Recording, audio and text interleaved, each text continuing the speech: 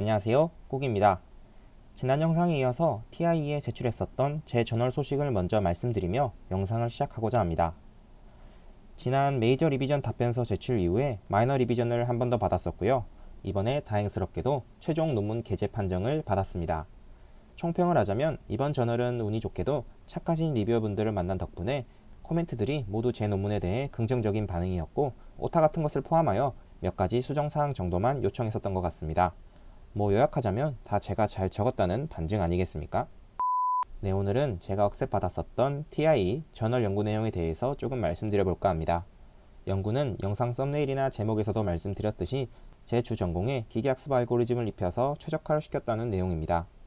학위기간 때 제 나름대로 열심히 연구해서 이러한 좋은 결과를 얻었다는 것에 대해 아직까지 약간의 성취감 같은 게 느껴지는 것으로 보아 제가 아직까지 참트루 엔지니어의 습성을 버리지 못했다는 생각에 조금 슬프긴 합니다. 그런데 이보다 조금 더 슬픈 사실은 현재 제가 재직 중인 사기업 연구소에서 인공지능이나 제 주 전공과 별로 관련이 없는 연구개발을 많이 하고 있다는 것도 꽤나 슬픈 사실이긴 합니다. 솔직히 제 저널과 같은 연구들은 이제부터 본격적인 시작이라고 저는 생각하는데 사기업에서는 우선 돈 되는 것들부터 연구개발하려고 하기도 하고 회사 윗선에 계신 하드웨어만 전공하신 상사분들은 전혀 인공지능이나 소프트웨어에 관심이 없으시더라고요. 오늘은 제가 학위 때 진행했던 제 주 전공과 AI를 융합한 연구에 대해 제가 했었던 연구 과정을 간략하게나마 공유드리고자 찾아왔습니다. 솔직히 예전에 업로드했었던 연구 논문 주제 감히 하나씩 드립니다 라는 영상이 1편이라고 한다면 이번 영상은 업그레이드된 2편이라고 할 수 있겠습니다.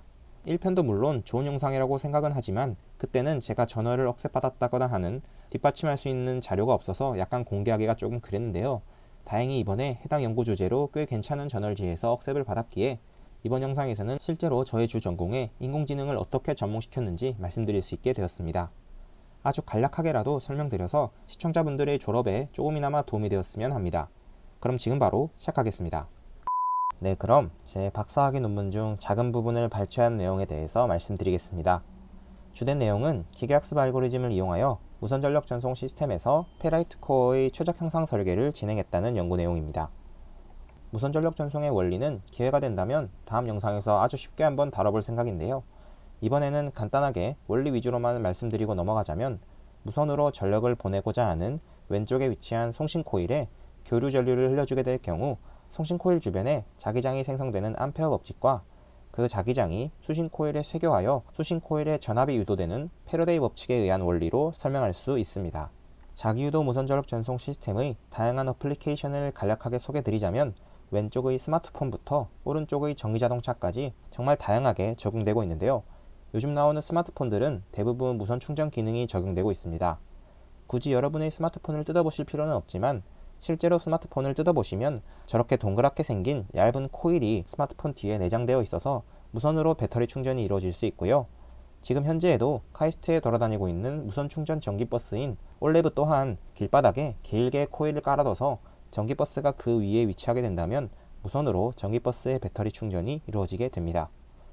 여기서 주목할 수 있는 점은 공통적으로 무선 충전 코일에서는 페라이트 코어라는 검정 색깔 물질이 공통적으로 널리 사용되고 있다는 것입니다. 그렇다면 무선 전력 전송 시스템에서 왜 페라이트 코어가 사용되는가에 대해서 알아봐야겠죠. 그림을 보시면 동일하게 n번 감은 코일에 같은 전류인 I1을 흘려준다고 가정할 경우 페라이트 코어를 사용한 쪽에 훨씬 더 많은 자기력선이 생성되는 것을 볼 수 있는데요. 페라이트 코어는 공기에 비해 평균적으로 약 2000배 가량 높은 투자율을 가짐으로써 코일 주변의 자기 저항을 낮추는 효과로 더 많은 자기력선이 생길 수 있게 합니다. 따라서 페라이트 코어를 사용하게 되면 오른쪽의 자기력선 그림과 같이 무선전력 송수신 코일 간 자기결합도가 올라갈 수 있으며 그렇게 되면 수신 코일에 더 높은 유도 전압과 더 많은 전력이 무선으로 전달될 수 있게 됩니다. 이런 점 외에도 페라이트 코어는 많은 장점들이 있기 때문에 무선 충전 시스템에서는 정말 널리 사용되고 있는데요. 반대로 단점도 존재하고 있습니다. 첫 번째로 페라이트 코어의 단점은 거의 처리 주성분이기 때문에 무게가 매우 무겁다는 단점이 있고요. 제가 주목할 수 있었던 또 다른 단점으로는 비선형적인 자기장 왜곡 현상을 들 수 있습니다. 보시는 그림은 아래쪽에는 송신 코일, 위쪽에는 수신 코일이 위치하며 송신 코일에 전류를 흘려주게 될 경우 발생하는 자기력선 분포를 시뮬레이션을 통해 나타낸 모습입니다. 이때 자기력선의 분포는 페라이트 형상에 따라 비선형적으로 왜곡되는 현상이 발생하며 이는 여전히 물리적 이론이나 전자계학 이론으로 설명할 수 없는 단점이 있습니다. 따라서 기존 페라이트 코어의 형상 설계는 사람의 직관이나 경험에 의존하여 시뮬레이션 기반 설계가 주로 진행되어 왔는데요. 이것을 저는 페라이트 코어의 단점으로 주목하였고, 무선 충전 시스템의 효율을 높이기 위해 페라이트 코어의 최적 설계에 대한 연구를 시작하게 되었습니다. 보이시는 그림은 위쪽의 수신 코일 형상은 동일하게 둔 채 아래쪽의 송신 코일의 페라이트 코어 형상만 바꿨을 때 자기력선의 분포를 시뮬레이션을 통해 나타내 보았습니다. 즉, 페라이트 코어의 양을 동일하게 하더라도 페라이트 코어 형상에 따라서 자기력선의 분포가 달라지고 수신 코일에 쇄교하는 자기력선의 양이 달라지게 되는 것을 알 수 있습니다. 따라서 페라이트 코어 형상은 무선 충전 시스템의 성능에 큰 영향을 미칠 수 있는 변수이기 때문에 페라이트 코어의 형상 설계는 상당히 중요하다고 할 수 있겠습니다. 하지만 앞서 말씀드린 것과 같이 페라이트 코어를 사용했을 경우 자기장의 왜곡됨으로 인해 전자계학 기반의 수학적 모델링, 즉 수식 기반의 최적 설계가 불가능하게 되는 단점이 있는데요. 따라서 기존 연구들의 경우 먼저 숙련된 무선 충전 코일 설계자에 의해 기초 설계가 진행된 이후에 보이시는 그림과 같이 수많은 시뮬레이션을 통한 변수 스위핑과 실험 노가다를 통해 정밀 설계가 진행되어 왔습니다. 하지만 그것이 정말 주어진 조건 하에서 최적 설계인지는 확인할 길이 전혀 없습니다. 기존 연구를 보더라도 페라이트 코어의 최적 형상을 찾기 위해 사람들이 수많은 연구를 하고 있다는 것을 단번에 알 수 있습니다. 모두 페라이트 코어의 사용량 대비 송수신 코일 간 결합 계수를 높이기 위한 연구가 많이 진행된 바 있습니다. 하지만 이런 연구들의 단점은 모두 사람의 직관에 의해 설계된 이후 수많은 시뮬레이션을 통해 최적화가 진행되었기 때문에 이게 정말 최적 형상인지 확인할 수 없는 단점이 있었습니다. 저는 이런 페라이트 코어의 비선형성에 주목하였고, 이런 비선형성을 효과적으로 학습할 수 있는 기계학습 알고리즘에 주목하였습니다. 특히 이미지 인식 분야는 2015년 기준 사물 인식률이 사람보다 더 뛰어난 수준으로 발전했는데요. 이런 비선형적인 입출력 관계도 충분히 학습시킬 수 있다는 기계학습 알고리즘의 힌트를 얻어서 비선형적인 특징을 가지는 페라이트 코어의 형상 또한 최적 설계를 할 수 있을 것이라는 생각을 하게 되었습니다. 그럼 이러한 아이디어를 간략화하여 제가 기계학습 알고리즘을 이용하여 페라이트 코어 형상 설계에 적용시킨 구체적인 방법을 말씀드리겠습니다. 우선 화면에 보이시는 두 개의 다이폴 형상의 코일이 있는데요. 두 코일은 10cm 이격되어 있고 모두 권선 한 톤으로 구성되어 있습니다. 오른쪽 아래의 코일은 전력을 보내는 송신 코일이고 왼쪽 위의 코일은 전력을 받는 수신 코일입니다. 이렇게 배치하게 되면 송신 코일에서 나오는 자기력선이 수신 코일로 쇄교하게 되는 그 정도를 자기결합도 K라고 정의할 수 있게 됩니다. 여기서 제가 생각해낸 방법은 송신 코일 오른쪽에 4x4의 진공재질의 큐브, 즉 있어도 없어도 상관없는 송수신 코일 간 자기결합도에는 전혀 영향을 안 주는 16개의 진공재질 큐브를 먼저 배치시켰습니다. 이 16개의 큐브 중에 8개를 선택하여 페라이트 코어 재질로 바꾸었을 때 어떤 8개 페라이트 코어 조합이 송수신 코일 간 자기결합도를 최대로 만드는 조합인지를 찾는 것이 최종 목표입니다. 8개로 정하게 된 이유는 페라이트 코어는 무겁고 가격이 비싸기 때문에 설계 시 사용할 수 있는 제한량이 따라오는 경우가 많습니다. 따라서 이를 모사하기 위해 페라이트 큐브의 개수는 16개 중 8개로 제한하는 것으로 설계 환경을 조성해 보았습니다. 예시를 하나 보여드리자면 16개의 진공재질 큐브 중에 8개를 선택하여 페라이트 코어 재질로 바꾸게 되면 그림과 같이 되고요. 진공재질 큐브는 있으나 없으나 마찬가지이므로 없애고 페라이트 코어를 Y축 대칭, 송수신부 간 마주보며 대칭을 통해 최종 형상을 구현하였습니다. 이런 조건은 설계하는 사람이 마음대로 할 수 있는 부분이죠. 예를 들자면 수신 코일을 스마트폰에 있는 코일이라고 정해둔 다음에 송신 코일의 최적 형상을 찾을 수도 있겠습니다. 따라서 최종적으로 문제를 정리해보자면 진공재질 큐브 16개 중에 8개를 골랐을 때 어떤 8개 조합이 송수신 코일 간 자기결합도가 가장 높은 조합인가를 찾는 문제가 되겠습니다. 즉 제가 진행한 연구는 페라이트 코어의 위치별로 송수신 코일 간 자기결합도에 미치는 영향이 제각각임을 증명하는 연구이기도 합니다. 이것은 기존에 전 세계적으로 아무도 진행하지 않았던 연구이기도 합니다. 그럼 말씀드린 문제를 해결하기 위한 기계학습 알고리즘의 메커니즘을 말씀드리겠습니다. 가장 먼저 진공 큐브 16개가 배치된 1x16 매트릭스가 기계학습 알고리즘으로 입력되게 됩니다. 이때 1x16 매트릭스의 성분은 모두 0인데요. 0의 의미는 해당 위치가 진공 큐브가 있다는 말입니다. 이후에 기계학습 알고리즘이 8개의 페라이트 큐브를 선정하게 되면 1x16 매트릭스가 바뀌게 되겠죠. 이때 1의 의미는 해당 위치가 페라이트 코어 재질의 큐브로 바뀌었다는 의미입니다. 페라이트가 선정된 이후에는 NCIS 시뮬레이션 프로그램을 통해 송수신 코일 간 자기결합도 K를 구하게 되고요. 시뮬레이션 프로그램은 이 데이터를 기계학습 알고리즘으로 돌려줍니다. 받아온 데이터를 가지고 알고리즘은 인공신경망을 학습하게 되는데요. 이때 들어가는 입력으로는 바뀐 1x16 매트릭스가 되겠고 출력으로는 자기결합도 K가 되겠습니다. 이후에는 다시 초기 상태로 돌아가서 학습된 정보를 이용하여 8개의 페라이트 큐브를 다시 선정하게 되고 계속해서 더 나은 결합 기술을 갖는 형상을 찾아나가는 방식입니다. 제가 말씀드린 부분은 기계학습 알고리즘만 설명드렸고 실제로 8개 페라이트 큐브를 선정하는 방법은 강화학습 아이디어를 차용하여 구현하였고 이 부분은 너무 설명이 길어지는 관계로 생략하도록 하겠습니다. 모든 메커니즘의 순서 및 시뮬레이션 연동까지 모두 파이썬으로 구현되었으며 학습하는 도구나 알고리즘 전반에 대해서는 구글 딥마인드에서 무료로 배포한 오픈소스를 그대로 사용하였습니다. 그럼 학습으로 돌아가서 인공신경망의 입력으로는 0과 1이 조합된 1x16 매트릭스가 들어가게 되고요. 출력으로는 해당 페라이트 조합에 대해 시뮬레이션으로 구해진 자기결합도 데이터 K가 들어가게 되는 구조입니다. 네, 보이시는 그림은 인공신경망을 간략화한 것인데요. 4개의 층으로 구성된 인공신경망은 각각 4개, 2개, 3개, 2개의 노드들을 가지고 있습니다. 이 노드들은 각자 자신들만의 상수가 있으며 데이터가 들어왔을 때 자신들이 가진 상수를 곱하고 더하여 다음 노드로 데이터를 보내주는 역할을 합니다. 마치 인간의 뇌에서 뉴럴이 전기적 신호를 받으면 어떤 처리를 한 이후에 다음 뉴런으로 신호를 전달해 주는 것과 같은 원리임을 알 수 있습니다. 즉 매트릭스 X를 입력으로 넣어주게 되면 인공신경망 매트릭스 W와의 연산을 통해 출력 매트릭스 Y가 되는 구조입니다. 저희는 X와 Y를 알 수 있기 때문에 W를 구할 수 있게 되겠죠. 즉 보시는 것과 같이 첫 번째 입출력 세트를 기계학습 알고리즘에 던져주면 그 입출력 세트를 만족하는 매트릭스 W의 상수들을 컴퓨터 반복 계산을 통해 구하게 되고요. 계속해서 두 번째, 세 번째 입출력 세트를 던져주게 될수록 제가 알고리즘에 던져준 입출력 세트 모두를 만족하게 되는 매트릭스 W가 학습되게 될 것이고 이 말은 곧 인공신경망이 페라이트 코어의 위치별로 자기결합도에 미치는 영향을 학습한다는 말이 되겠습니다. 어느 정도 학습이 되었다고 판단되면 학습시킨 인공신경망을 이용하여 예측도 가능하게 되겠죠.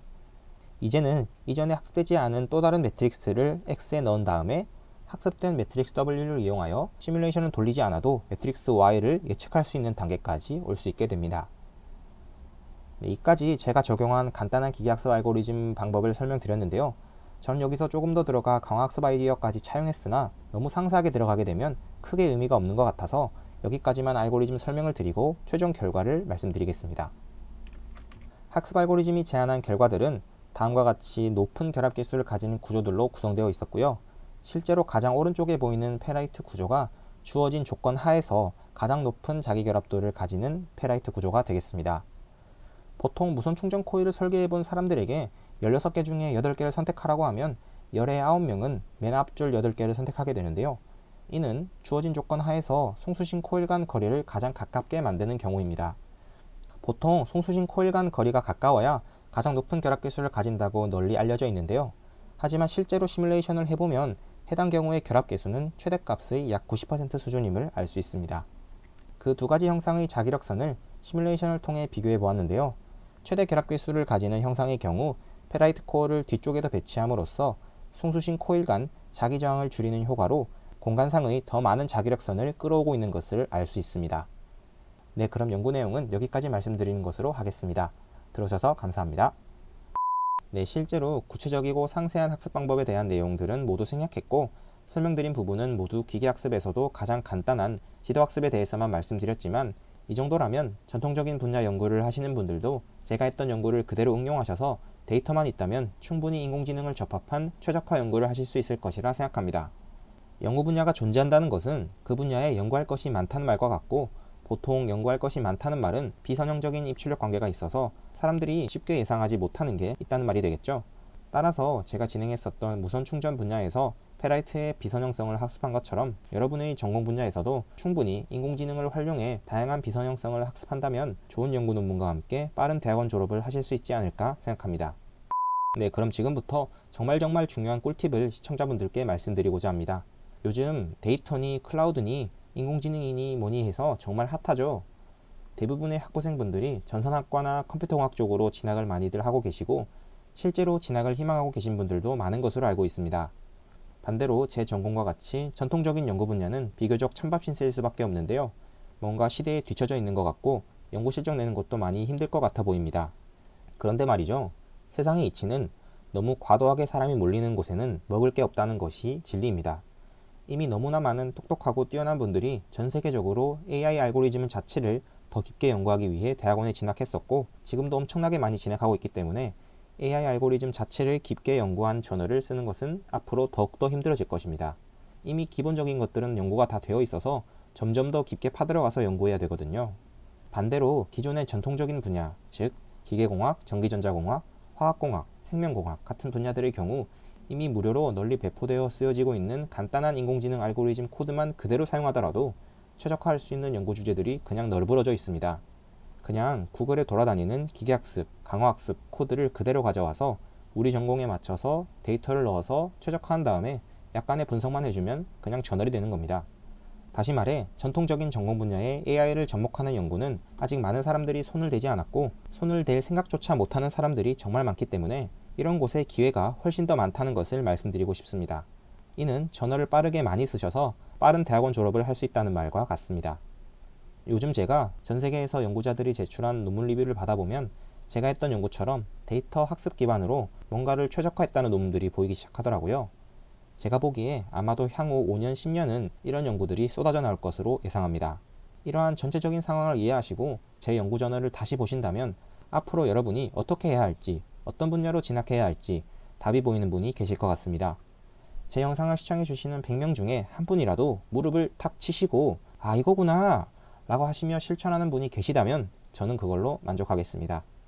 제 영상을 시청해주시는 분들 중 많은 분들이 좀 더 서열이 높은 상위 대학원으로 진학하고 싶으신 것으로 알고 있는데요. 앞서 제가 말씀드린 것처럼 굳이 요즘 인기 터지는 학과인 컴퓨터공학, 전산학과 이런 쪽으로 가시기보다는 차라리 꾸준히 산업에서 수요가 있어 왔던 전통적인 분야를 연구하시는 평판 좋은 교수님을 찾으셔서 그쪽을 주전공 베이스로 가져가시고 거기서 인공지능을 응용하여 데이터를 분석하는 연구를 하시는 것도 상당히 좋고 향후 취업에도 정말 좋게 작용할 수도 있다는 말씀을 드립니다. 컴퓨터공학과 전혀 관련 없는 전통적인 공학 분야라고 하더라도 어떤 연구 주제이든 간에 데이터 기반 최적화는 필요할 수밖에 없습니다. 가까운 미래에는 그런 최적화에는 대부분 인공지능이 쓰일 것으로 예상하는데요. 요즘에는 어떤 분야라 하더라도 중국인들이 정말 많은 연구를 하고 있는데 중국인들이 여기에 맞들리는 순간 정말 순식간에 엄청난 연구들이 진행될 것입니다. 그 전에 꿀을 빨면 좋겠죠. 네, 그럼 오늘 영상 내용의 요약을 드리겠습니다. 이미 사람이 몰려가고 있는 곳은 먹을 게 많이 없습니다. 사람들이 몰려갈 곳으로 예상되는 곳에 먼저 가서 열심히 냠냠쩝쩝을 하자가 오늘 영상의 요약이 되겠습니다. 네, 그럼 오늘 영상은 여기까지이고요. 오늘 영상이 도움이 되셨다면 구독과 좋아요 한 번씩 부탁드리겠습니다. 날이 추워졌는데 감기 조심하시고 다음 영상에서 뵙겠습니다. 안녕히 계세요.